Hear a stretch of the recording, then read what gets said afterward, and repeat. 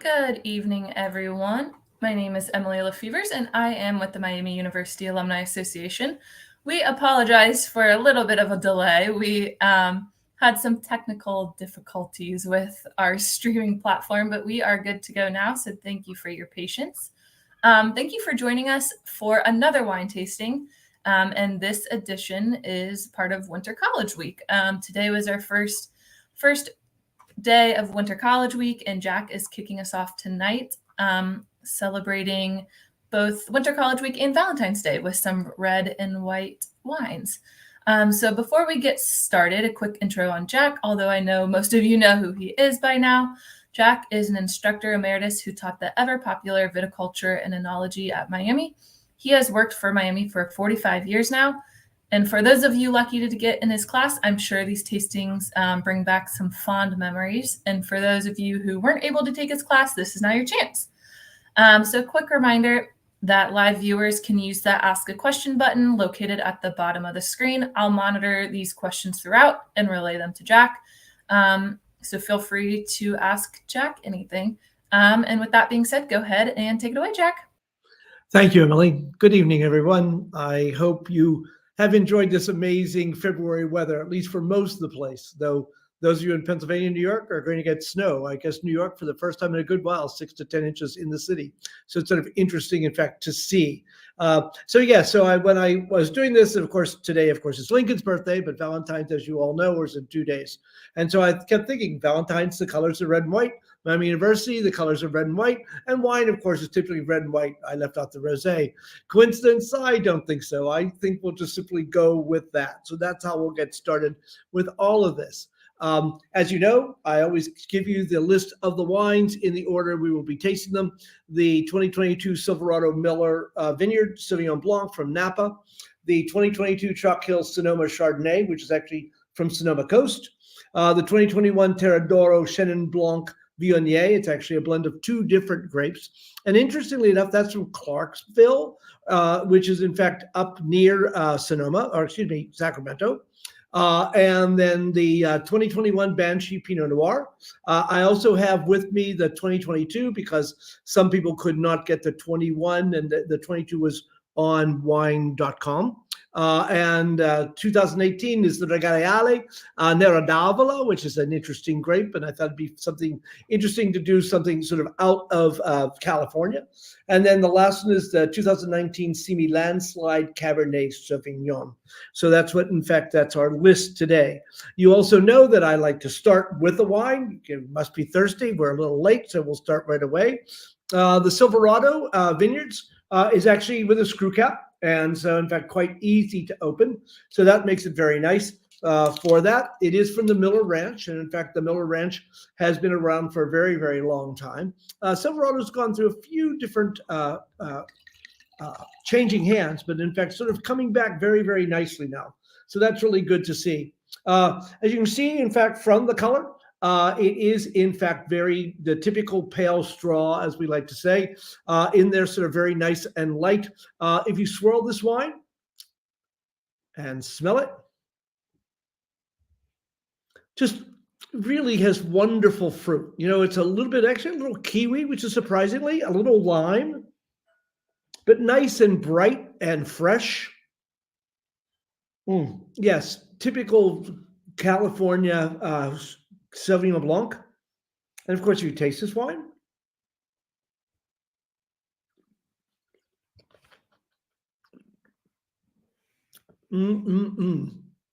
As you know, I like to pull a little air across that because you really get the full effect. The first thing I noticed, certainly in the finish, is it's got a good grip to the finish. There's good acidity there. And even though this wine sees no oak, it really has a strong sort of grippy finish, not really tannic, but has a real presence in the glass.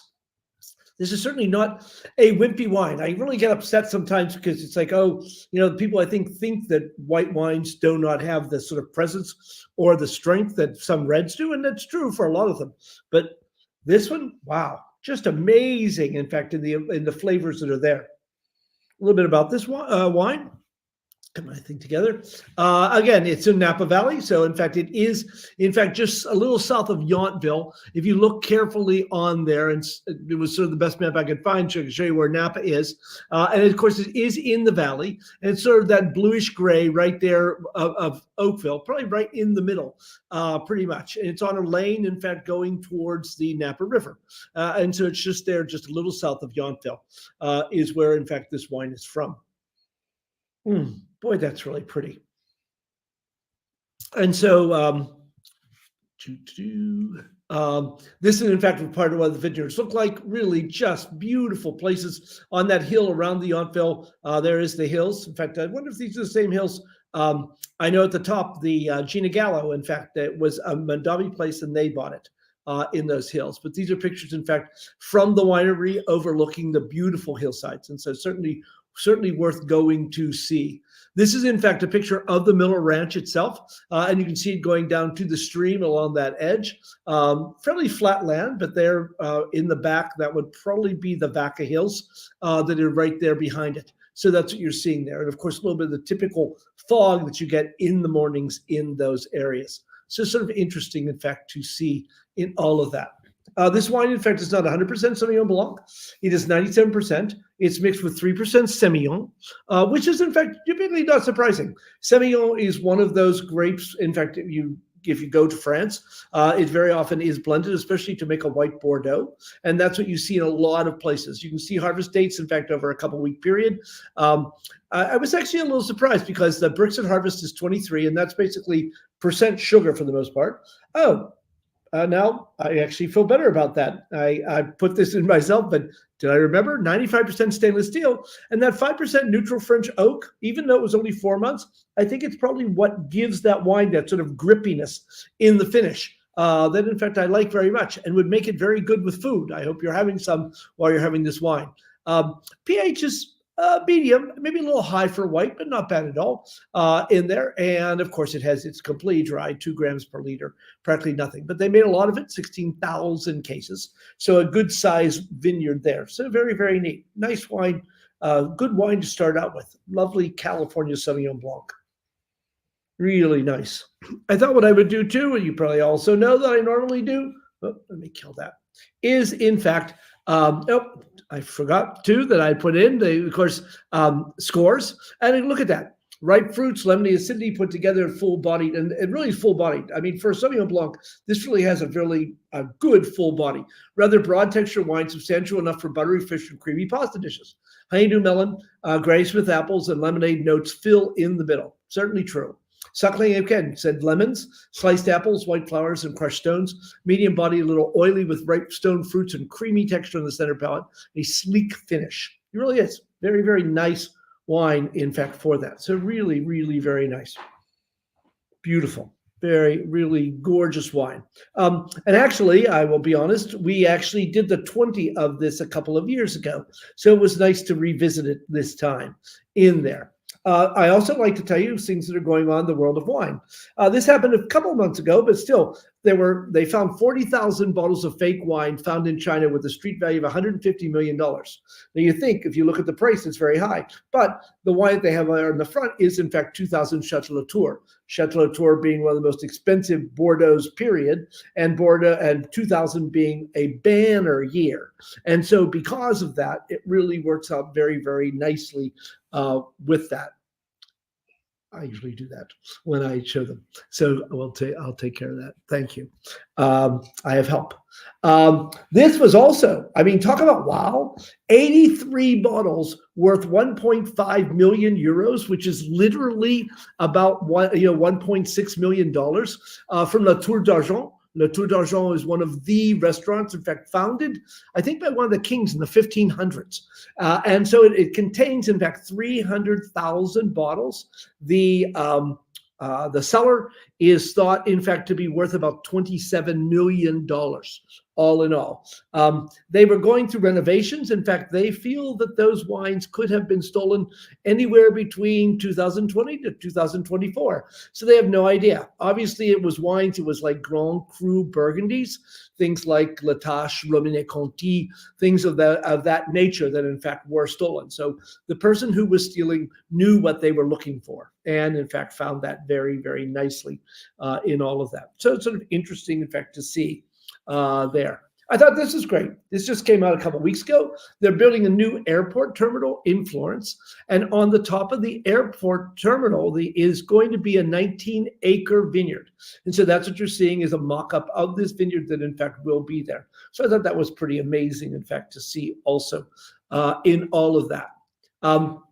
Many of you, of course, heard, it's impossible not to, about the atmospheric rivers. That's a term that, in fact, has been bandied around a lot recently, hitting California. And, in fact, causing, again, power outages, tremendous flooding all over the place, landslides, everything. This is, in fact, I really couldn't find any pictures this is actually from 2023, because if you remember last year, in fact, they had very, very heavy rains also in California. And this is a picture, in fact, from last year. But it's been very interesting. These pictures are from Tablas Creek, which is down in Paso Robles. And as you can see, in fact, the vineyard is wonderfully green. The drainage is good in this vineyard. And so they felt it was okay, in fact, to allow the sheep out to graze on all of the new grass. They will not hurt the vines in there. And then the picture on the right is actually, they have the runoff that collects, and this is a place where they must have put a lot of manure. So it's almost like a manure tea, which a lot of people use when they're farming organically. And Tablas Creek is certainly one of the leaders in that. And so what they're doing is actually using it and putting it back up on the vineyards with, in fact, the fertilizer in it, the nitrogen and etc. that came from that. So in fact, they were able to do that. So it's really pretty amazing, in fact, to see that. And I just saw a thing from Jay Lord today saying, no, we love every bit of this rain. It takes it in. The drainage is fine, so it doesn't sit in the roots very long. The plants are dormant, so we can worry about a lot of other things when it comes to the rain, but we do not have to worry about the crop. Speaking of, by the way, I will, if you haven't heard it already, then you've heard it first here, and that is 2023, from all indications, is going to be probably one of the best vintages in California in at least 20 years. Everyone that, all the reports I have heard say, across the board, reds, whites, you name it. After those years of drought, all that rain that they had, and in fact, and it did not get very, unlike so many other parts of the world, it did not get very hot in California. They had, in fact, a very long growing season. They were still picking into November. And so consequently, they are really, really, really high on the 2023 vintage. So that will be something. Obviously, the whites will start coming out in a few months. The Chardonnays, of course, later. And then the reds, probably, depending on which ones, in a year or two. But these will be wines to look for. Considering all the difficulties going on in the world of wine, they're probably pretty happy about all of that, to tell you the truth, with all of that. Okay? What I thought I would do is take a couple of minutes, since I was sort of thinking of a theme and like, well, what can we talk about a little more than we haven't had a chance to talk about in when we do these? And I thought I would tell you a little bit about a couple of the regions, especially Napa and Sonoma. In there. This, of course, is the iconic picture of Napa Valley, the Napa Valley sign there. Welcome to the world famous region. That's, in fact, the Mayacamas Mountains there in the back. And in fact, we'll talk about the hillsides and, in fact, the flatland that, in fact, is there. This is a picture, in fact, that's me hugging the sign that I took in 2022 when I visited there. And so in fact, it is the iconic sign on Highway 29. So, in fact, it's fun, in fact, to see.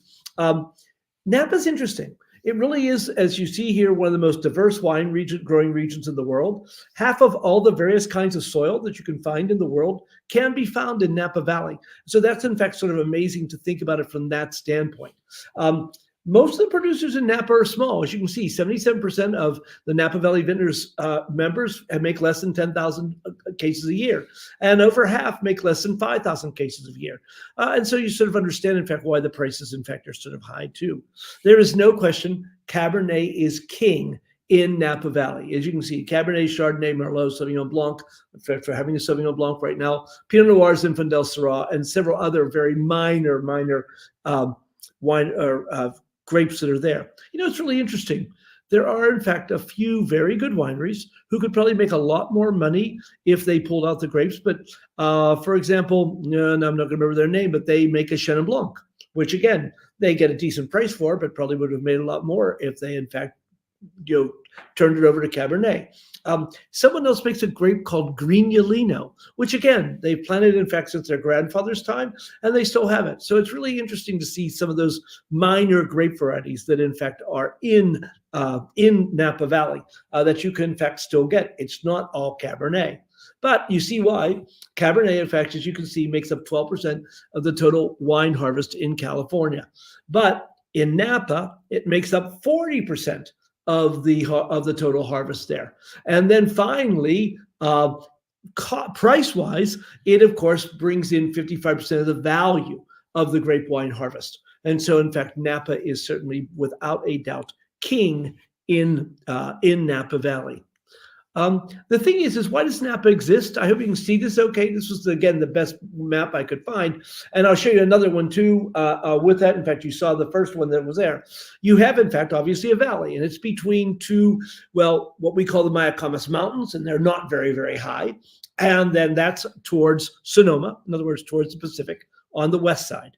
On the east side, you have the Vaca Hills, which in fact are lower, and they're very, very different. The Mayacamas is there, on the Pacific side, it gets more rain. The Vaca Hills are drier. The Mayacamas get the morning sun, which isn't as strong. The Vaca Hills get the evening sun, which of course has a lot more heat and dry to it. And so this is one reason why the wines of Napa, even though it's not a very big area, about 30 miles long and about a mile wide, has in fact such different profiles when it comes, in fact, to the grapes. The other thing is here, of course, is a picture, and it shows you, in fact, where it is. And it is in California, and it should have, in fact, a Mediterranean climate. You see, of course, that line down the middle of the valley, and so that's the things on the floor that has very deep soils. And then up on the sides, on each one, we talk about the Mayacamas and the Vaca. You have, in fact, much thinner soils and very different in these mountain soils that are up there with this. Napa Valley is an agricultural preserve. This is, in fact, and I show a picture in class of Santa Clara and Napa Valley in 1940. They look the same. Obviously, Napa, in fact, they vote on this, I think, about every 16 years, where to keep it as, in fact, a preserve. So, in fact, you have these wide areas, except for the town of Napa and the other small towns. The kind of expansion is very, very limited. And in fact, they've been fighting a lot of big fights about wineries or vineyards being planted on the hillsides. And in fact, for the most part, that has stopped. So it's interesting to see. This picture I took, in fact, coming down from Glen Ellen, looking over at the Vaca side. And you can see very easily how it's scrubby. You see a lot of sort of grassland and small trees, etc. And so it's certainly very, very different than where you look on the Mayacamas side. This, in fact, shows you from the Mayacamas side. Obviously, you have creeks coming down the hill. And so what this does is it brings dirt with it, brings rocks and dirts, and makes these alluvial fans. Well, for those of you who live in the Cincinnati area, if you drive on like 275, especially on the west side, and like if you're going to the airport, you see all that rich bottomland. And we talked about that with the Mississippi, where there's flooding, etc. You have this rich soil that has good drainage, and so is a good place, in fact, to grow plants. And it shows. Look at this. This, in fact, is a Sauvignon Blanc plant, in fact, in one of Mondavi's vineyards. And look at that. I mean, behemoth. It's just gigantic to see, and how big the trunk is. And of course, this vine is probably 40 years old or more, but you can see being down in that wonderful soil which holds the water. It doesn't need to be irrigated, and it has done very, very well for itself. And it's not on a trellis. This, of course, is the exact opposite. This is up at Kane. And you see, this is, in fact, a mountain soil. You see how dry it is. You see, of course, they have irrigation. They need it up there because they simply don't have the size of the soil that they need. So this is what makes Napa sort of interesting. The other thing is this. Napa would typically be a Mediterranean climate. which means that it would be hot and dry in the summertime. And of course, the rain comes in the winter. And that is, in fact, how it is. The reason that Napa is not hot and dry is because of the cold ocean nearby. What you do see in that picture, in fact, is that's the San Francisco San Pablo Bay. And what happens is, as the air heats up during the day inland, it pulls that cold marine air into up the valley. And you can see, in fact, the sort of the arrows going on the one on the right. You can see the arrows going up Sonoma and Napa.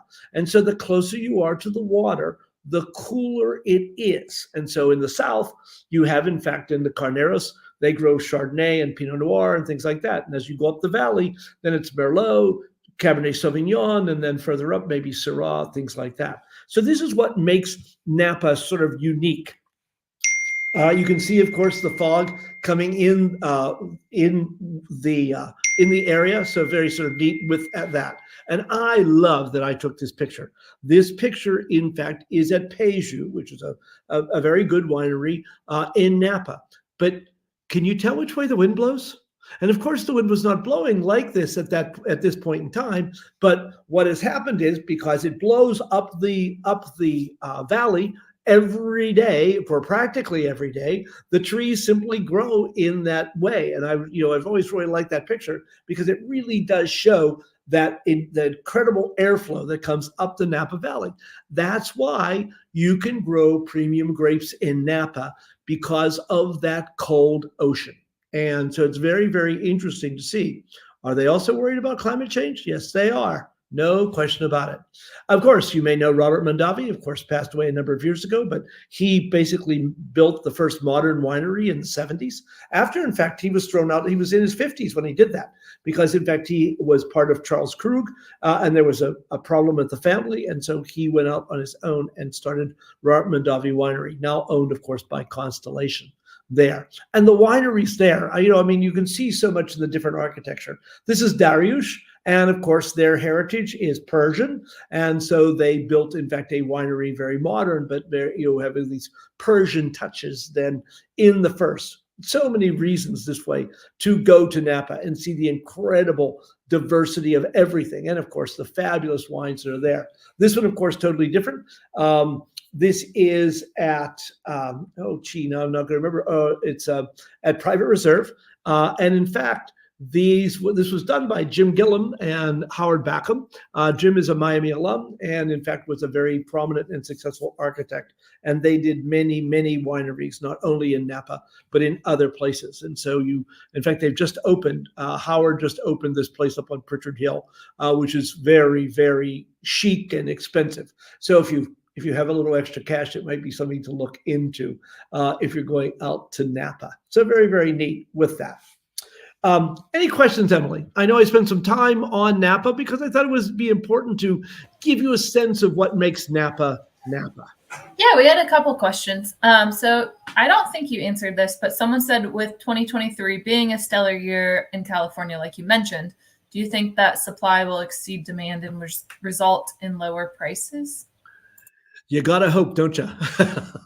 And actually, and I won't talk about a whole lot, but there is no question that there is a lot of fear, to put it bluntly, in the wine industry. Of course, the baby boomers are passing on. There's things like dry January.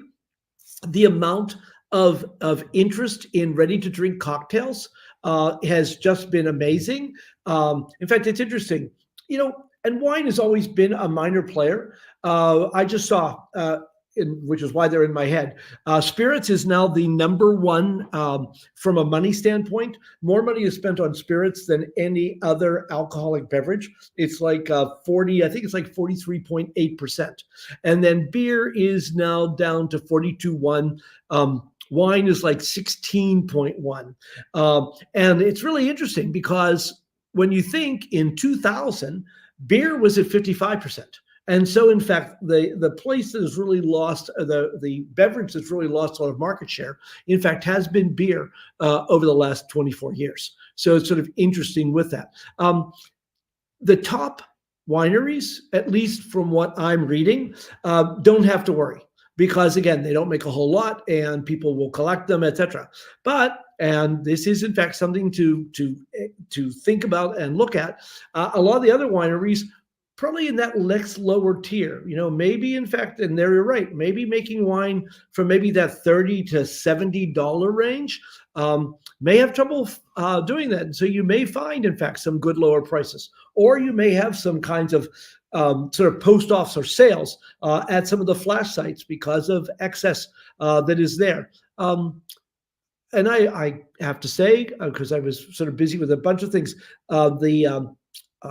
it looked good. In fact, the amount of grapes also, they literally just came out in the last day or two, and I did not take the time to really study all of the harvest data that came out. But I think that there was a lot of grapes that also, in fact, were done.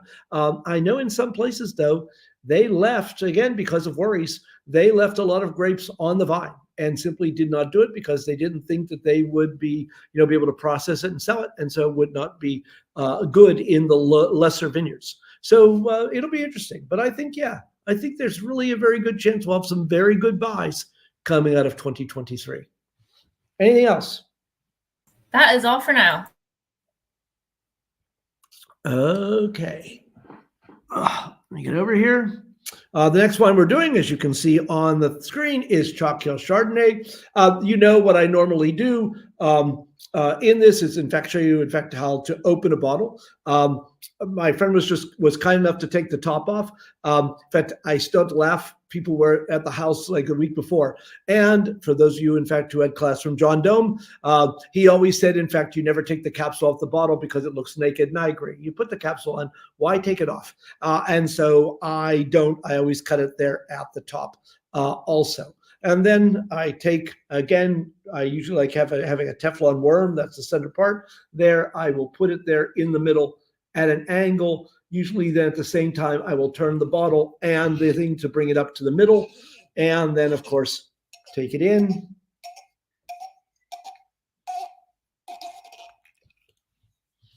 And open it up. That's why I like the double hinge, and it comes up fairly easily. So there we go. Chalk Hill Chardonnay.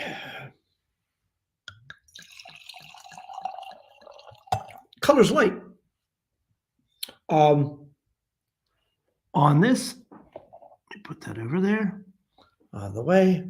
Color's light on this. In fact, actually practically lighter than lighter or very, very similar to the Sauvignon Blanc. Not a whole lot of difference. And typically, in fact, this has seen some oak, I'm sure. And so you would expect it to be a little darker because, in fact, oak typically imparts color also to this. Yeah, now that I see it, maybe a little more golden. So if you swirl and smell this wine, yes, you can certainly tell that there's oak in there. And in fact, it's very, very different. Has a little bit of that butteriness, has a nice sort of apples and pears that are there. Yes, just really lovely. And again, if you taste this wine,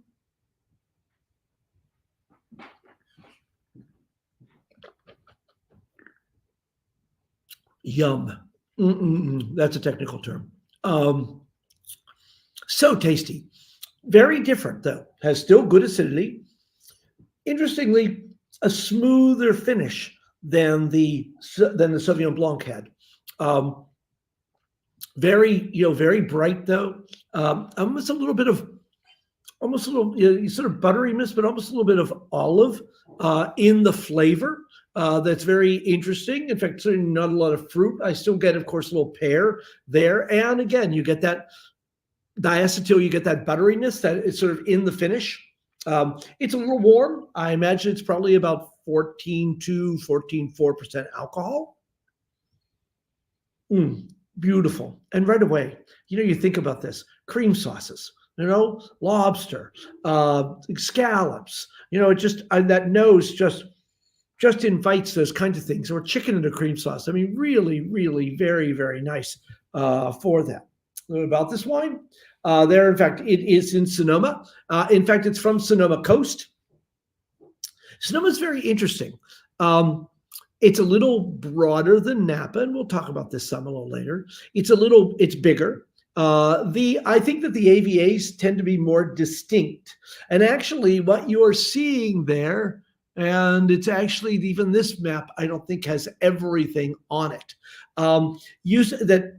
You would have in the blue, and in fact, if you follow that line that goes fairly far up, you have two broad areas. You have Sonoma Coast and Northern Sonoma. I have never seen anyone use the term Northern Sonoma on a bottle of wine. Certainly can happen.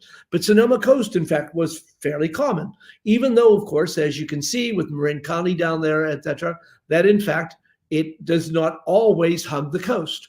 But one of the reasons that it doesn't have to is you see now, this is in fact a new American viticultural area, or AVA, is the Petaluma Gap. And the Petaluma Gap is basically, in fact, a sort of a lower part of valley in the mountains along the coast that allow the cold air to come in. And so, in fact, it is an area. So close to the ocean allows you to have cool temperatures. And so what you have in these areas are Chardonnay and especially Pinot Noir, because that's where the money is. And so that, in fact, is what you'll have with these wines. You can see, of course, up the north now, and that's another brand new AVA, is Fort Ross Seaview is another one. And I think they've just, in fact, done one for Western Sonoma. And so the Sonoma coast is being sort of chopped up into various areas, into smaller AVAs. There are currently 16 altogether in the area. And we'll talk, in fact, a bit later. We get a thing is up in the north, Alexander Valley, to an extent Knights Valley, but Dry Creek. Those are the warm areas. Those are, in fact, the first parts of Sonoma that were developed. And still have, in fact, extensive acreage. But that is Zinfandel country. That is, again, Sauvignon Blanc country up in those areas. And, of course, Cabernet, etc., where the rest of it, especially down along the Sonoma coast, tends to be Chardonnay and Pinot Noir. And then finally, if you look all the way down to the south, sort of above Carneros, you will see, in fact, Sonoma Valley and in that area. And that, in fact, is where the town of Sonoma is and was sort of the first area to be developed in the 1800s in Sonoma with that. So let me see here. This, in fact, is what the vineyards look like. They're at Chalk Hill. These are from, in fact, their website. This, in fact, is the Chalk Hill Winery. Nice looking place there with all nice purple flowers. There, another picture, in fact, of the vineyards itself. Just such beautiful country. Grapes do not grow in ugly places, and this really, in fact, shows that tremendously. This wine is 100% Chardonnay. It's 100% French oak, so they did it all in French oak. 25% of it new, and really, I think the oak, the butter is very nicely integrated because it's got good acidity at the same time. And so you can enjoy sort of that the butteriness that's there, but yet it's not cloying. It has a nice clean finish to it. And so they do a very, very nice job to that. Jim Suckley, of course, thought so. He gave it 92. Excellent quality for the money with phenolic tension and mineral and flint undertones, serious and dry. 91 from the enthusiast. Broad, generous, and buttery, certainly there. This is silky soft wine, which in fact you really do notice has a wonderful mouthfeel. Full bodied, carrying fresh apples, pears, and vanilla, lingering finish. Oak accents like toast and nutmeg dress it up nicely. And it does.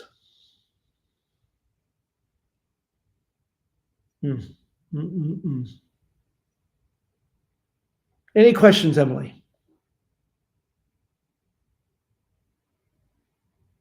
Yes, there are. 1 second. I apologize. Oh, somebody wanted to know that didn't have the bottle of wine. They wanted to know what this bottle cost. Actually, in fact, I have to think myself. It actually is not very expensive. I want to say about $21. That's not too bad. I say, oh no, Chalk Hill, Chalk Hill has often been one of my sort of go-to wineries. They make a lot of good wines. Now they make some more expensive, but this is in fact, almost sort of entry level, and they do a wonderful job. It really is. It's just because, in fact, as you may have not have noticed, it doesn't actually say, and I let the bottle go, but it doesn't say estate, because in fact, it isn't just from Chalk Hill. They in fact have a number of vineyards in various areas. And so because of that, they can pick and choose. And so they've taken some from Sonoma Coast. They've gotten some from the Petaluma Gap. I sort of remember reading all of this in there. And so, yeah, it just says, in fact, because in fact, it says Sonoma Coast on it, and it says nothing actually about state fruit. In fact, I think on the back, they, distinction and elegance and things like that. But I'm pretty sure that in fact is what the price on this wine is. I want to see. Oh, yeah, no, boy, I felt it was a little warm. It's 15% alcohol, and yet I will have to hand it. I thought, it's a little warm, but that was higher than I expected it to be. It is very, very nice. It has good characterization, so you don't really notice so much the relatively high alcohol. I mean, 15%. Well, I guess it's a good bang for your buck then. Yeah, no question. And I guess in all ways. And somebody had actually, one of the other questions was, somebody said, I'd love to find a reliably good white Chardonnay. That is $10 to $15. I know this is a little bit over that $10 to $15 price, but not too much more. The thing is I guess, coming to mind at various places. And I happen to see some, in fact, today, because I took a friend, had a medical procedure, and so I made a quick trip to Jungles, and I think A to Z makes good wines at good prices. I think Joel Gott makes good wines at good prices that are in fact worth trying and looking for. Both of those, just off the top of my head, make good wines, and especially for the price. And some of them, like the Gott Sauvignon Blanc, I mean, many of them, in fact, I think it might have been in the top 100 in the Spectator this year. So they really are, in fact, if you sort of look around and talk to somebody at a good wine shop, etc., they could probably lead you to some nice ones. And the other place is, if you like Chardonnays, some of the white Burgundies, like Macon Village or Saint-Verin, can be wonderful for less than $20. Sometimes even 15 or so. And so that's the other thing that I would certainly look for, some of the white Burgundies from there in the South, as I said, like Macon Village, Saint-Verin. You can even find sometimes find a decent Puy Frisé for like $20, $21. But yeah, if it's in a good vintage, you can find some decent wines. Okay. Perfect. That's all for now. Great. Let's continue. I thought for sure, in fact, I thought I would talk a little bit more about Sonoma. Here it is, in fact, Sonoma Valley, which in fact, as they just said, I like that, real wine country.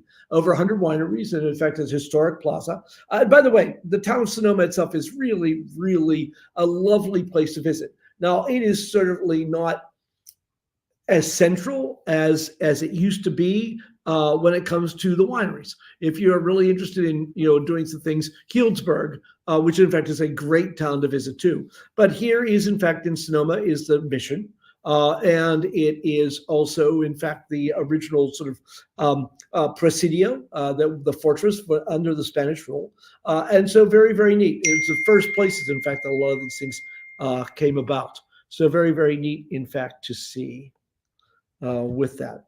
Sonoma has 66,000 acres. As I mentioned before, 16 AVAs, which stands for American Viticultural Areas. Places like Dry Creek, Russian River, places like that. As you've already seen this map, but it's always good to be reminded exactly where it is. And so you do have the ones that you can see, of course, the Russian River Valley, Sonoma coast going down through there, and all the sort of cool over to the left, and then up, especially as you go north, which is sort of interesting. You go north and it gets warmer because, again, you're further from the ocean.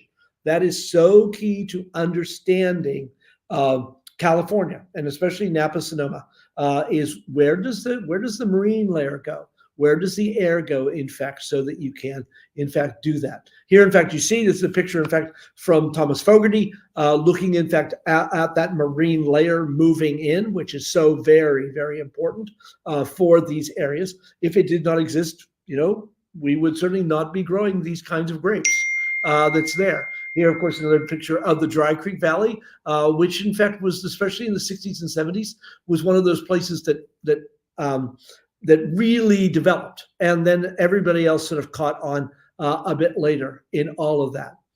This is, in fact, is the winery. This is actually AVV, Alexander Valley Vineyards. Sort of very nice, has that very old sort of feel to it in there. Of course, the exact opposite. This is Ferrari Carano, which was in fact recently bought by Bill Foley. Bill Foley, in fact,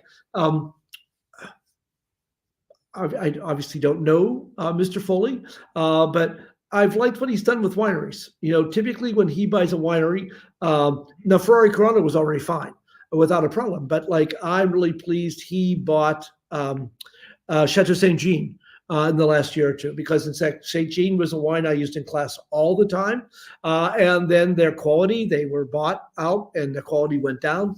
I'm expecting good things out of Chateau Saint Jean now that Bob Foley has bought it, because he typically, in fact, puts the money and the energy into, in fact, improving the places. So it's fun to sort of see those kinds of wines, and you can, of course, find all of them online in that. Of course, you can't talk about Sonoma without talking about Buena Vista. Buena Vista was truly the first sort of winery in California that was sort of modern. It, of course, still in existence today. It was found by this man, Agustin Haraszti, who was a Hungarian. He came, in fact, I think he was in Minnesota first and came down, led an incredible life. Many people think of him as one of the fathers of California wine. He and his son traveled throughout Europe and brought back all kinds of cuttings of grapes that was sent back. Though he got back and forth with the legislature. I think he was like the first sheriff of Sonoma, all kinds of things. And in fact, interestingly enough, because he was very much an entrepreneur, they had places down in Nicaragua. Supposedly he died by being eaten by alligators. In fact, if you go to Buena Vista, you will see a sign that is there saying the Count was delicious. And so sort of, you know, making light, I guess, of what in fact happened to him. So Sonoma is the other place. Typically, of course, less expensive than Napa, no question, but just some amazing wineries there also. And as you can see, this is actually, this is a Fort Ross Seaview winery. And look at this. 20, 30 years ago, no one thought that you could have a winery where you could actually see the Pacific. But because, again, of climate change and, of course, making it the right places, etc., they're growing Pinot Noir here now, especially because, of course, that's where the money is. So you can see there it is, right on the Pacific. Sort of amazing. I'd like to visit there sometime. That would be fun to do. So, again, Sonoma, both of them, wonderful, wonderful places to visit. Our next wine, our last white, is the Terradoro.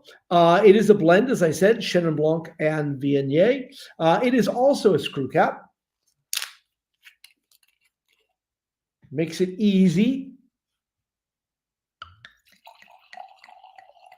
Now this, interestingly, in fact, is the lightest of the three wines. It really has, in fact, very, very little color at all. Certainly less than the Sauvignon Blanc, etc. And so it is, in fact, from there. And it's got bubbles. It has a little bit of spritz. There's a little pétillance that is in that wine. It's dissipating now, but in fact, there were hundreds of bubbles in there when I first poured it. So that's sort of neat to see. If you swirl and smell this wine,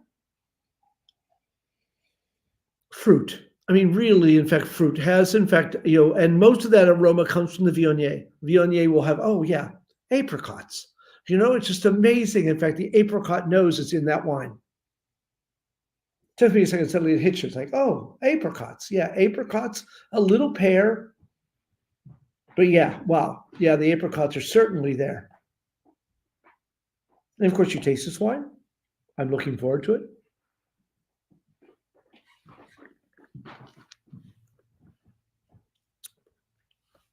I don't know if it's in your glass, but I feel a little bit still of the pétillance, the French for the bubbles.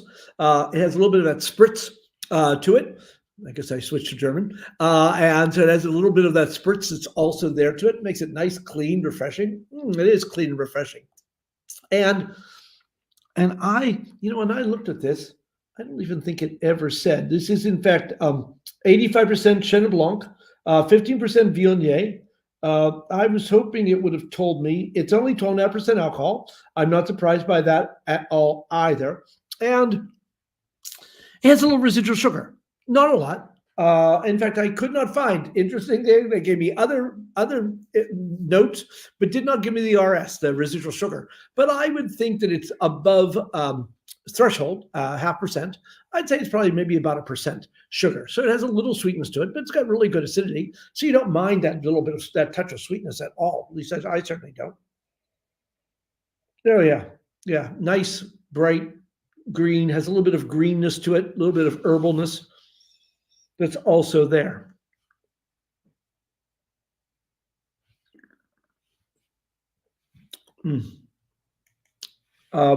As I said, it is from an interesting area. I spent a fair amount of time looking for a map, etc. And if you look carefully at this map, you will see that Clarksburg is a little purple dot far over there to the right, because it is, in fact, it's just south of Sacramento. And the reason Clarksburg exists also is because of the blue that you see, not only the ocean, but in fact the San Pablo, San Francisco Bay. And so in fact, the river goes up and it provides a conduit for that cooler temperature. Actually, and they grow a number of different grapes there, but Clarksburg is really known for its Chenin Blanc. If you have ever bought Dry Creek Chenin, and that's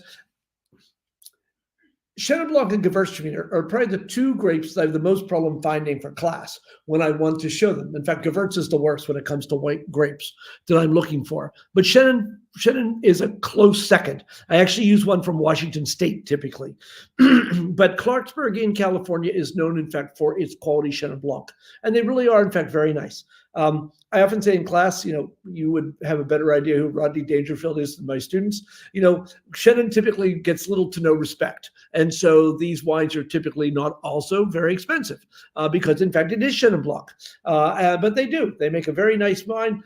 What a great summertime wine, sitting out on the deck, on the porch, having this kind of wine. I mean, nothing wrong with this at all. And I think it would go with a lot of different fruits. You could certainly, you could use it with chicken, probably even chicken off the grill or something like that also, where it just would be nice. It's just nice. I think it actually, with that little bit of sweetness, would go with ham.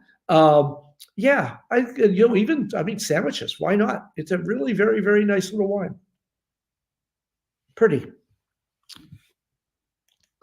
This, in fact, is some of the area around Clarksburg. Some pictures of, in fact, the vineyards in the vineyard area there in the Clarksburg area with these Terradoro. Terradoro is another company that makes some really pretty interesting wines. Female winemaker. This is, in fact, Emily Haynes, who is the winemaker there at Terradoro, who made this wine. As I mentioned before, it's 85% Chenin Blanc and 15% Viognier. And I don't think, Suckling gave it 91. He says candied mangoes. I can see that. Ripe apricots. Ripe apricots with hints of acacia, honey, and wet stones. Medium to full body, dry and crisp on the palate with a round texture and rich fruity finish. Drink now. Screw cap, as he says. So again, 91 points. I mean, that's certainly, nothing to sneeze at. From this wine from Jim Suckling. He tends to be a little bit easier than some of the other people, but I think he's very well respected and does a very good job when it comes to, in fact, talking about the wines, and so does a good job. Nice wine. Nice little wine.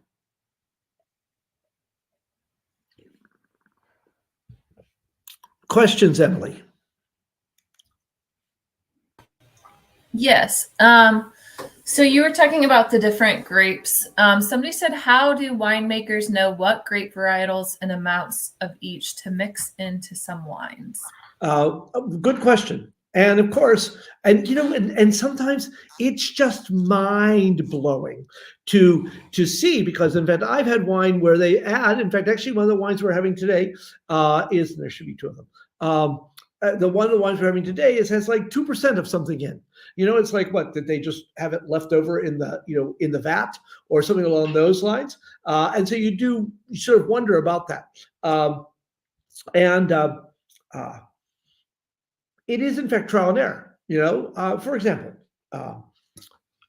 Bordeaux, which of course we're not having tonight, but Bordeaux are blends. And so they make wine, and they will make wine, say they have Cabernet Sauvignon, and they have Merlot, and maybe they have Cabernet Franc, and maybe they have Malbec, or they have something along those lines. And so they have the various wines that are there. And so they let it sit in the barrel for a few months, and typically January, February of the following year, they begin tasting, and you begin blending things together. And it's really interesting. I wish I had, and I'm not sure if I can find it again or not. I was sort of friends with the gentleman for a number of years who ran Chateau Lagrange. And so I had a listing of the grapes that he used to make his best wine. And it varied tremendously, because if the Cabernet is good that year, you put in mostly Cabernet, because they're of course looking to make the best wine. And so in many cases, there's no question. The Chenin Blanc, of course, has really good flavor, etc. They put the Viognier in there for that apricot, for that flavor, in there. And Viogniers can be a little oily sometimes, not always, but they can be. And so by having a wine that's more neutral and has good acidity, then you dial back that oiliness that is there. And so it can actually work out fairly well. So it's a lot of trial and error. It's why, in fact, a good winemaker does what they do with that. So that's pretty much the answer. Anything else? That is all for now. Okie dokie. What we're going to do is I figured we've had enough lessons for today. Let's go to the reds. This, of course, is Banshee. And again, you see this is Sonoma County, but most of these grapes, in fact, came, from various parts of the Sonoma coast. This is their Pinot Noir.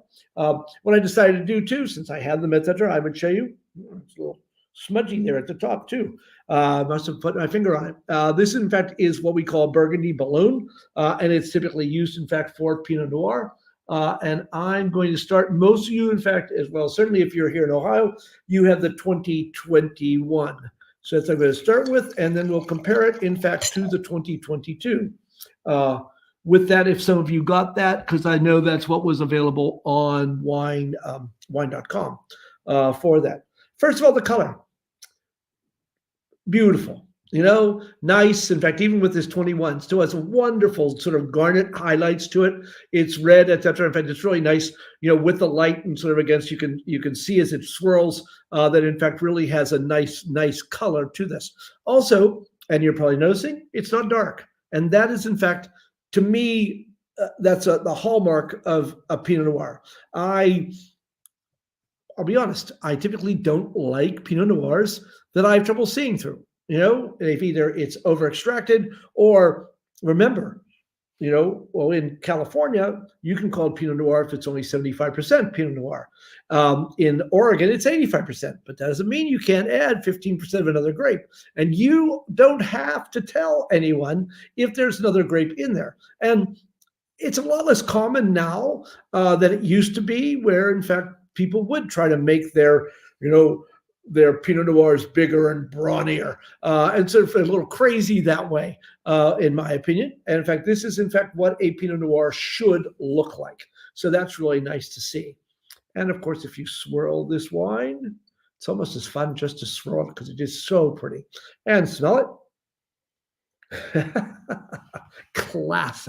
Classic Pinot Noir. It's those black cherries, that little bit of earthiness, almost a little candied apple. Dang, that's nice. Gee. And I'll be honest, I really like Pinot Noirs. I guess you figured that one out. And that little bit of smokiness in the finish, there's just so much going on in this wine. And of course, you taste it.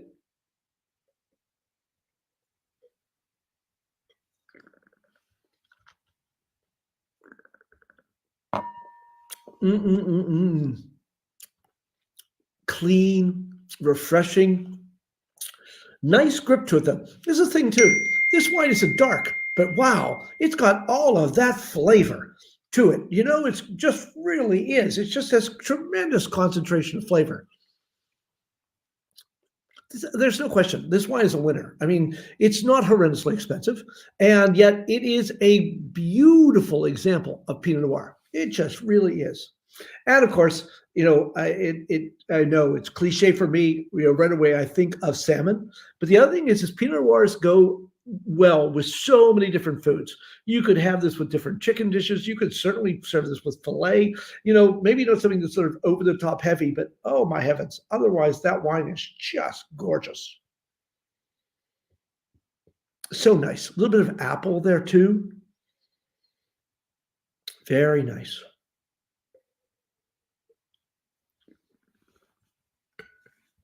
Some things about this wine.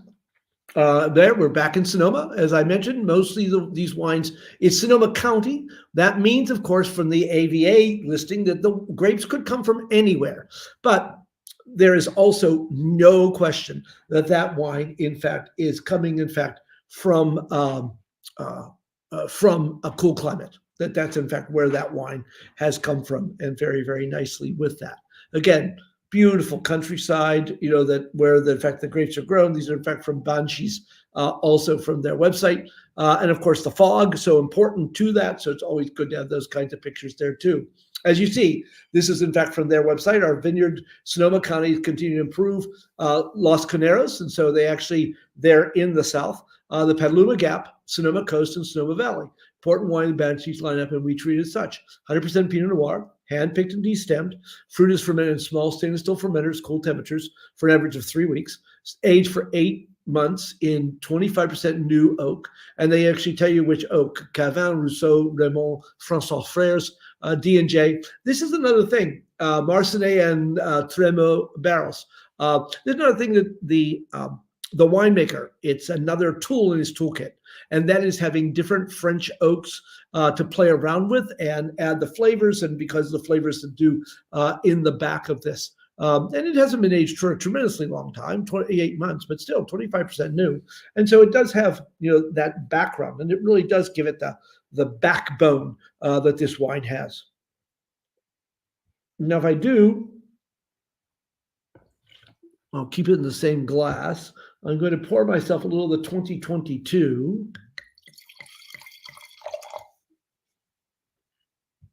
Just because some of you do have it. Color is, of course, you really can't tell. It's actually almost a hair darker than the 2021. Oh, and, obviously much the same flavor profile, not surprising.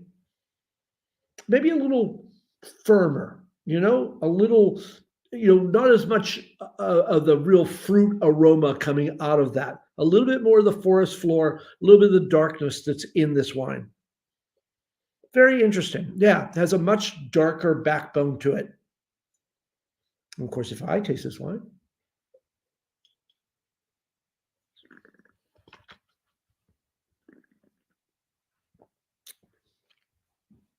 Yes, rounder, a little richer, a little more complete, tasty.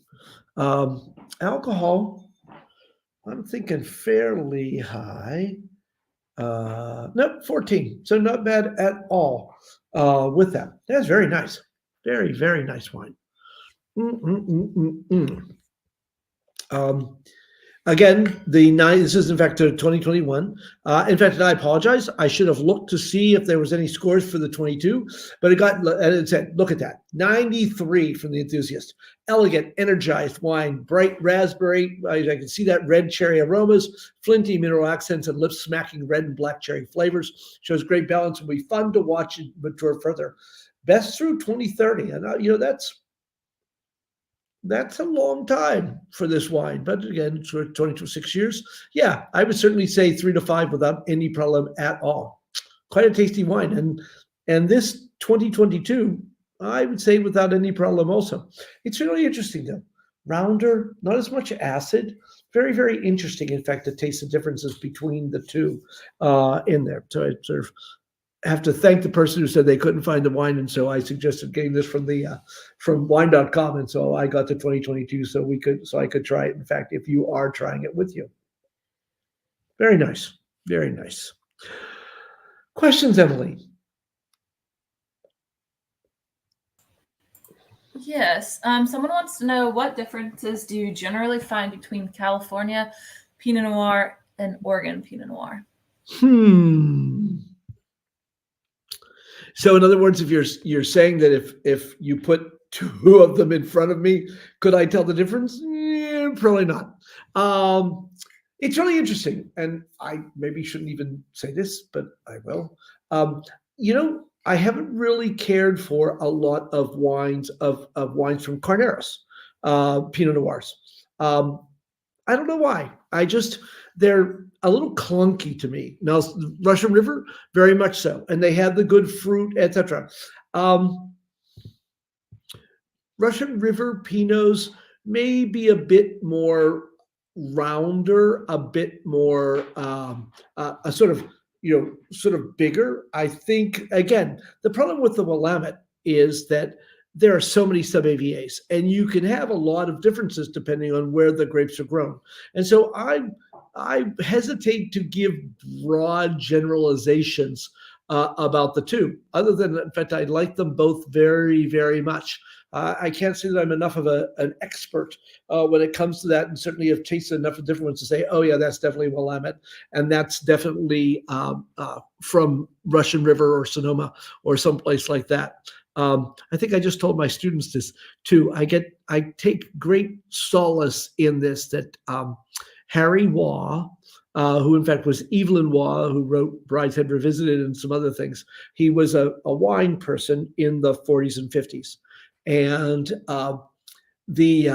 and someone once asked him if he had ever mistaken a Burgundy for a Bordeaux. And he looked at him and goes, well, not since lunch. So if he could, sort of make light of doing something that's pretty big between, again, a Pinot Noir and a Cabernet or Merlot based, I feel pretty good about it. Yeah, because it's easy to get those things. It was fun. I guess since I'm sort of rattling on here, I just judged the Cincinnati Wine Festival on Friday. And it's just great fun. I have to get an email out to find out exactly what I tasted, because in fact I did taste some really, really wonderful wines, and it's sort of funny. It's just so relaxing, which is very strange to say, when you just do nothing but try to focus on each wine for what it has, what it brings to the table, and looking for its good points, etc. Makes it really a lot of fun. And again, I had to find out where some of these wines came from, because we had some very, very nice wines. By the way, if you are in the area, I want to say Cincinnati Wine Festival is March 9th and 10th, if I'm not mistaken. And it certainly is worthwhile going to. Okay? Yep, that's it for now. Good. We're crossing the pond. I decided that because it was different, and I have probably, I think I've done at least one Regaleali wines before, but they make, in fact, very nice wines, and of course it is from Sicily. But I've never done in class a Nero d'Avola, and so I thought that would in fact be fun to do. I just realized, of course, as I go through a lot of this stuff, sort of my own shortcomings, because I looked online at a number of different places, and no one could give me sort of more exact information about what this grape is, where it comes from, who its relatives are, etc. I looked at a number of places, and I have a book that in fact I was going to look into, but it's sort of one thing that sort of escaped me. But it is open. There is, in fact, Regaleali Nero d'Avola. This is from Sicily, 2018. Color is darker, not super dark though. And in fact, actually, trust me, that could be Pinot Noir color. I mean, it really is, because you can see through it. First, again, not completely, but you can see fairly easily through that. Oh yeah, I can see through that wine. And so you can tell, in fact, Nero d'Avola is not, in fact, it's dark like a Cabernet or a Pinot or Syrah or something like that. And so certainly a bit different that way. So it is very, very nice color. And again, 2018, now 6 years old, basically 5 from harvest. No bricking. The color is just beautiful. This shows you this wine, in fact, is still completely young and, in fact, will last for a number of more years. And so, of course, if you swirl this wine and smell it, it's good fruit. In this case, not so much black cherries, but like bright cherries, almost like sour cherries. Yeah, and a little tea. And a little bit of, sort of almost a woodiness to it. And of course, you taste this wine.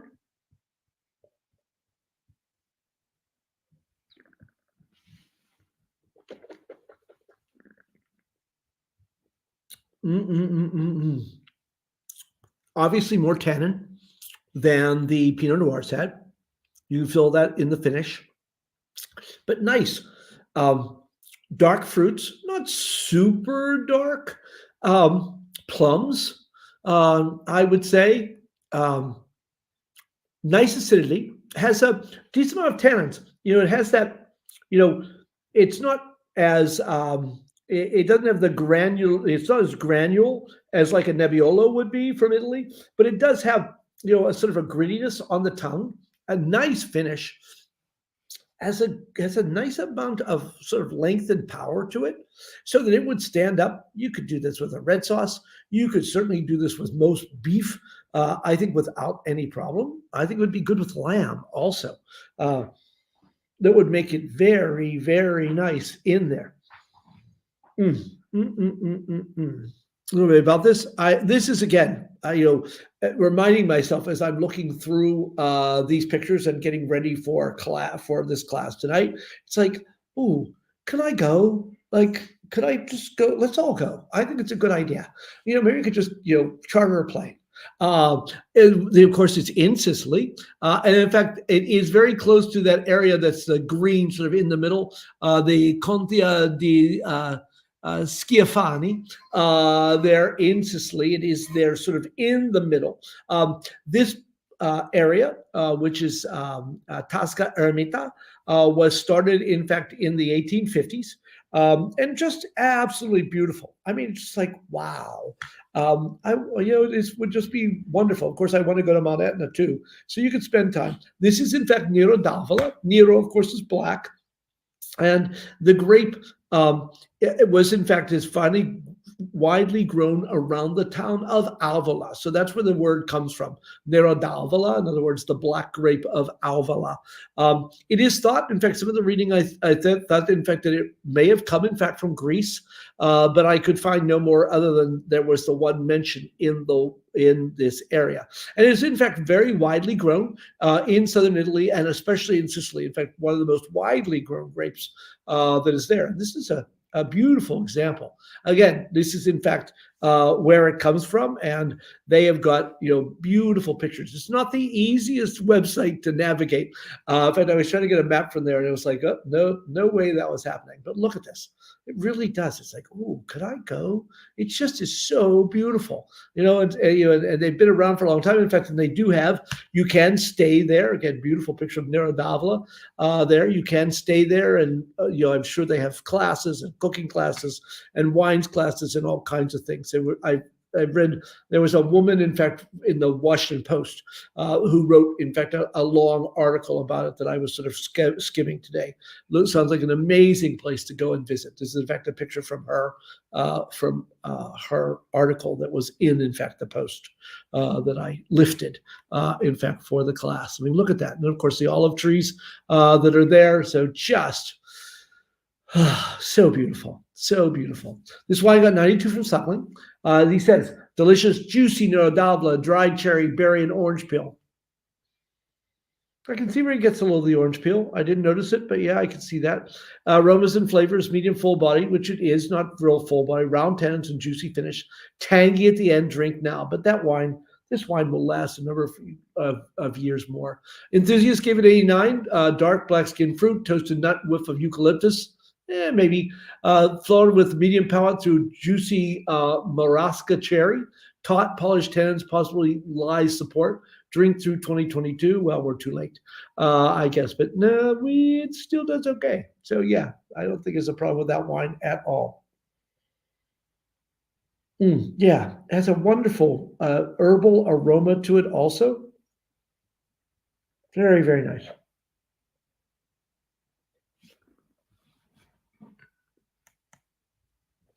Now, then again, some of you did not get, oh, it's a screw cap.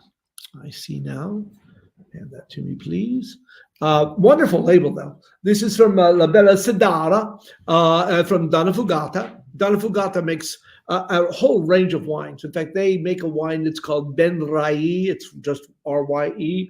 That's a dessert wine that I just love. So they make a number of different wines. But this is, in fact, almost all Nero d'Avola. This is, in fact, what was available on wine.com for that. And so, consequently, I have not tasted it. A little tougher screw cap than most. Whoa, a little darker than the previous wine. But in fact, when you see why, and you will see why, it is, in fact, a little darker because it's actually a blend of grapes. And I think that's what makes this wine darker. It's not super dark. You can still see through it, but it's a bit darker than the previous one. Oh, and the aromas are certainly darker. Yeah, darker, richer, sort of woodier. In fact, it's a little shy in the nose, at least right now, but of course I've just opened it. Sometimes it does make a difference. Even a minute or two of swirling the glass or letting the air interact will, of course, bring out some of those aromas. Yeah, so now it is. In fact, a little cedary, a little, yeah, sort of cedar wood kind of thing, aroma that's coming out. And of course, taste this wine.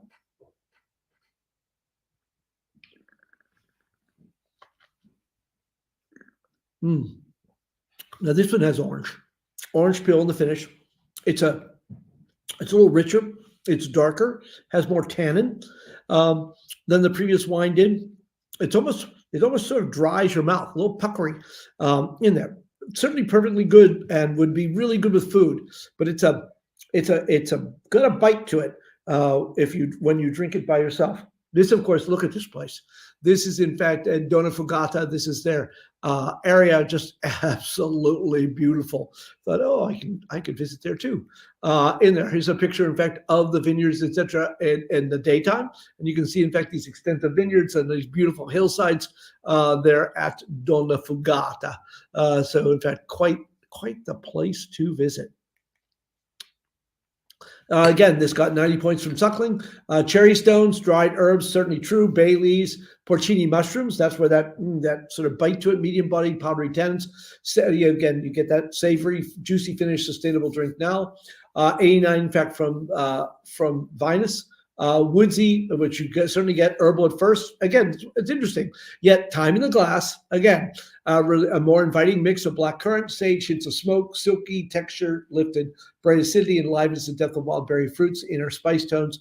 Lightly structured. There's no harm in jumping in now. It's a 2020 finishes with a gently tart trace of blackberry, subtle hints of citrus. La Bella Sidara is a very likable blend of actually Nero d'Avola, Merlot, Syrah, and Cabernet Sauvignon. And I think I found the info. No, I guess I thought I had the percentages on there.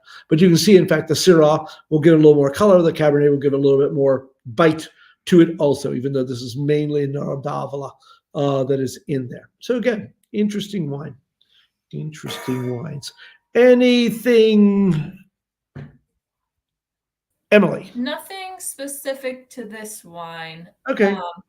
I have a couple general questions, but I'll save them for the end. Sure. Okie dokie. Our last wine is the Simi Alexander Valley Landslide Vineyard. This is 2019.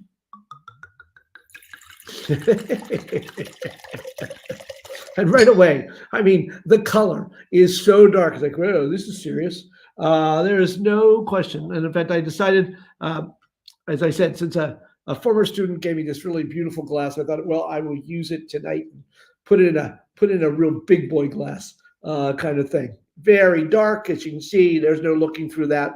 The color is still beautiful all to the end, even though it's only 19. But in fact, this wine will last for a long time. And again, if you swirl and smell this wine, oh, you're talking serious Cabernet. It really certainly is there, but very much a California Cabernet. It's got that wonderful ripe fruit that is in there. Dark, no question. Plums, elderberries, blackberries. Really, lots of black fruit that's there. Also, a little bit of an herbalness to that also. Oh yeah, coming out more as in fact it gets swirled. Yeah, and almost a little bit of almost rosemary.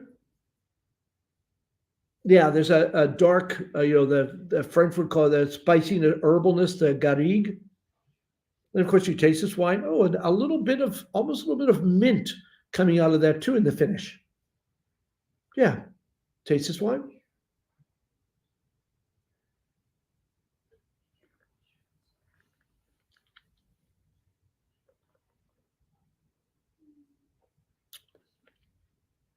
Silky, a wonderful mouthfeel.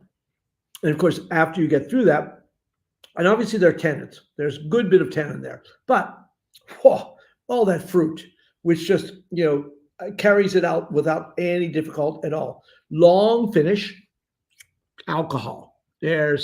My guess would be fairly high. 14.5, and of course you got a percent either way because I think at least 14.5 in that wine, and you can certainly tell that it's there. But wonderful fruit and lots of tannins. This wine, another 10 years in the bottle, I think, without any difficulty. And this is your sort of prime rib, steak, mushrooms, those kinds of things. Things, in fact, that has a grip and it will stand up to practically anything. Lamb, very nicely also. So yeah, very, very, very nice. Simi's been around for a long time. In fact, actually, I didn't even think about it until now. Zelma Long, who was one of the first female winemakers, in fact, made her mark at Simi and was there for a very long time and did a wonderful, wonderful, wonderful job. I'd actually sort of forgotten that until now with that. Again, we are back in Sonoma County in this case, but now we're up in Alexander Valley. So it in fact is all the way in the north. It is the warmer climate. And certainly the grapes, and the wine shows that in that. The warmth, the alcohol, etc. that is in fact in that wine. This in fact is Simi's winery area, and their place is there. Beautiful vineyards, of course, like every place. In their little California sprawl, looking at those grapes, I didn't notice that before. I think certainly not. Towards the end, it looks more like the vertical shoe positioning on the grapes with all of that. There's another good picture. Again, sort of showing you a little bit, sort of more open kind of canopy, etc. Quite lovely area. As you can see, woman winemaker, Lisa Vich, 19. Varietal composition is 88% Cabernet Sauvignon, 5% Cabernet Franc, 4% Petit Verdot, 2% Tannat, 1% Malbec. Now, the Malbec may give you a little spice and fruit. The Tannat is typically variant. That might be part of it. The tannin comes, in fact, from Tannat. But look at that, 1% and 2%, and they felt it made a difference. I'm sure that's why they left it and put it there. Alexander Valley, it was fermented 100% stainless steel, spent about 30 days on the skin, so you get a lot of contact and a lot of things from the skins. 100% malolactic fermentation, typical red. Aging in 100% oak aged for 20 months in French oak barrels. 65% of it new, and that certainly shows you that. 20 months is a good length of time. Barrel characteristics, caramel, toast, baking spice that comes out. They use cooperage, again, François Frères, Taransan Quintessence. Total acidity, 6.05. pH is about normal for a red, could be a little lower. 14.5% alcohol. They made 9,000 cases. And it was bottled in October of 2021 after the 20 months and all of that. And interestingly enough, I could not find any scores. And in fact, I got in touch. I don't think in fact, I could actually check very quickly. I wrote, in fact, somebody and said, so, did you have any scores on this? And I don't think, let me just double check if he got back in touch with me. I don't think I didn't get any scores at all for this wine. Very, very interesting for this. But for those of you, especially in Ohio, who bought this wine, it was quite a deal. Really for the price. It typically, in fact, these wines would be much, much more expensive. But they were, in fact, they obviously had a fair amount. This could be what we're going to see, where there's a fair amount. And so all of a sudden you see a wine, it's like, whoa, this wine would normally probably be $50, and it wasn't $50. So it makes it very nice from that standpoint. Questions, Emily?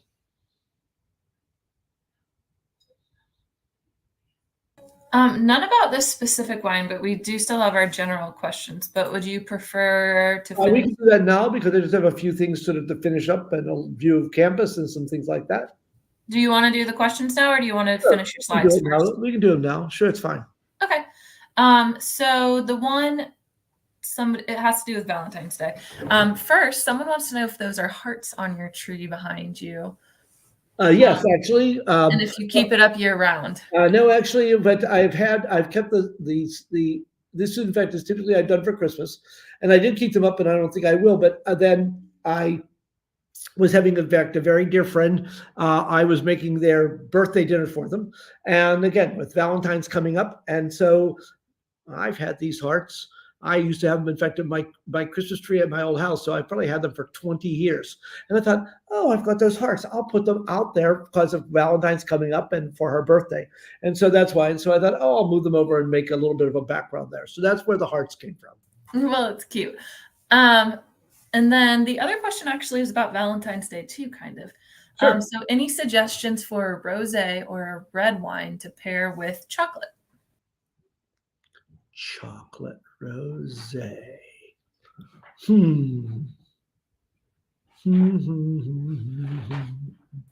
Or red. That would be tough. Yes, reds would be more likely. Obviously, too, right away my mind goes to dessert wines, ports or bagnoles. By the way, if you can find bagnoles, it's a dessert wine. It's just so sweet. It goes wonderfully with chocolate.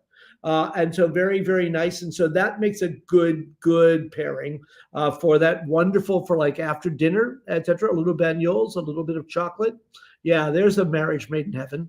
And so that works out very well. The problem with and by the, I don't mind telling you this, in fact, because it is, the problem, rosés can be very well made. And the problem ends up being is everyone thinks it has to be the youngest one. In other words, so right now I have seen a couple of different places. I'll leave it at that. Rosés, the 2022, that in fact, for ridiculously low prices, $3.99, $4.99 a bottle.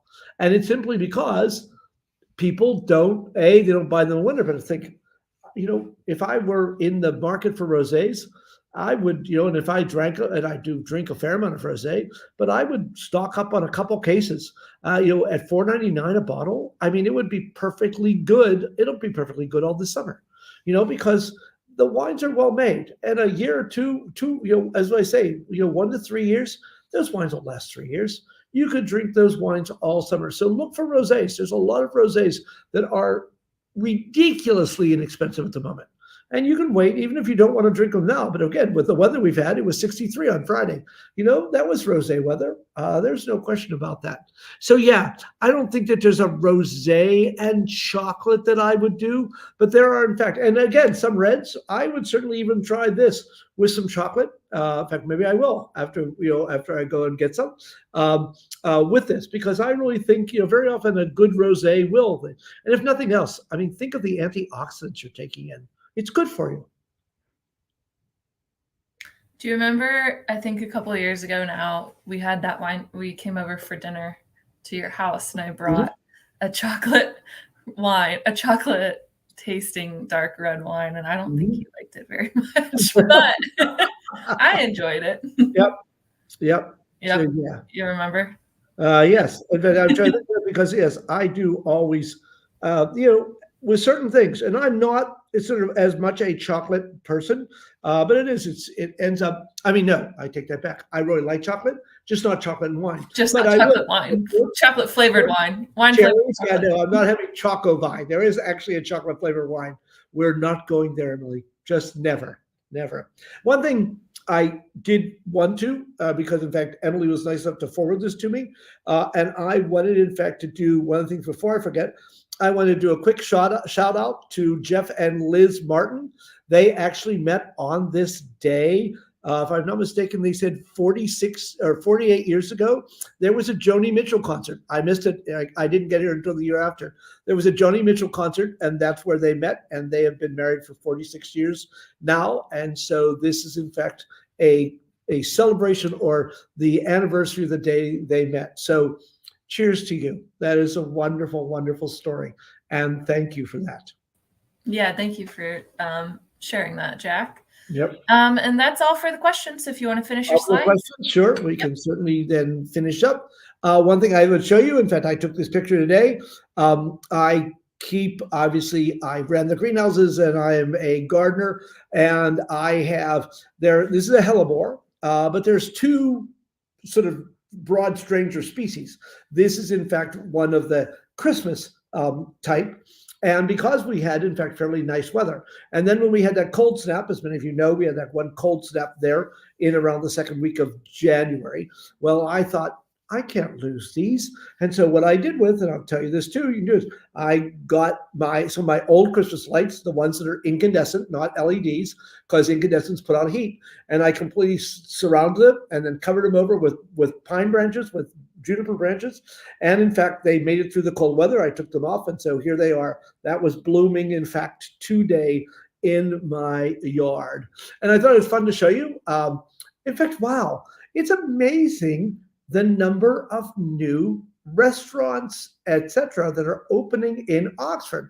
In fact, there's a new Indian place opening tomorrow down near Kroger. But this is Ox Vegas Chicken. In fact, this was started, in fact, by two alums, and they've been open for a few weeks. I have to say, I haven't had time to go and try these, but I have heard good things about Ox Vegas Chicken. And so that's run by Miami alums. So the next time you come to town, you can try them. I've not gotten any money from them for giving them the plug, and I've not eaten there. I thought you might find this interesting. Of course, Wildberry has been here forever, but in fact, there was a new tous les jours, a bakery, which I think is Korean, that's there. You can see next to Rapid Fire Pizza and the other things. And so this, of course, is Uptown Oxford. And so I thought I would share with you what it looked like today. And that has just only opened in the last few days. And I've heard wonderful things. If those of you remember Kona, this is a Bella wood-fired pizza that is there also next to our graters. And I have heard very, very good things about that too. So I have my own pizza oven, but I will have to go sometime and try their pizza. I've heard lots of good things. There's a new quesadilla place that opened recently. And so there's all kinds of things going on in Oxford. It's just amazing to think about how many food places, in fact, have opened. Because let's face it, Oxford's a tough part because the summers, there are not as many students as there used to be, and J-term, so it makes it tough on our local establishments. So it's helpful to sort of buck them up and support them in there. I thought I would show you the McVeigh building. Of course, is now completely done. I have not been in it yet, but I hear wonderful things about a lot of the technology, etc., that is in there. And so that is a wonderful place, in fact, to visit.